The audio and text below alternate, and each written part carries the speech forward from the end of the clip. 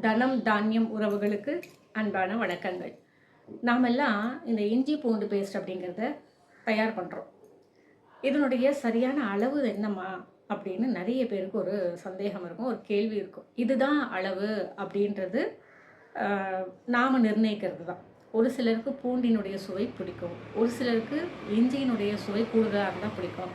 மொத்தத்தில் இஞ்சி பூண்டு பேஸ்ட்டு நான் எப்படி தயார்படுத்திப்பேன் அப்படின்னு சொன்னால், 100 கிராம் பூண்டு அப்படின்னு சொன்னால் அதே 100 கிராம் அளவுக்கு இஞ்சி எடுத்துகிட்டு கூட ஒரு 10 கிராம் எக்ஸ்ட்ராவாக இஞ்சி எடுத்துட்டு நல்லா கழுவிட்டு தோலெல்லாம் எடுத்துட்டு மீண்டும் ஒரு முறை கழுவிட்டு அதற்கு பிறகு அது கூட ஒரு 4 கல் உப்பு, ஒரே ஒரு பச்சை மிளகாய், ஒரு சிட்டிகை மஞ்சள் பொடி போட்டுட்டு நல்லா அரைச்சிட்டு அதை அப்படியே ஏர்டைட் டப்பாவில் போட்டு ஃப்ரிட்ஜில் வச்சிட்டிங்க அப்படின்னு சொன்னால் இந்த இஞ்சி பூண்டு பேஸ்ட் அப்படிங்கிறது உங்களுக்கு கெட்டு போகாது, வேறு ஒரு ஸ்மெல் அதில் ஆட் ஆகாது நீங்கள் ஃப்ரிட்ஜில் வைக்கிறதுனால.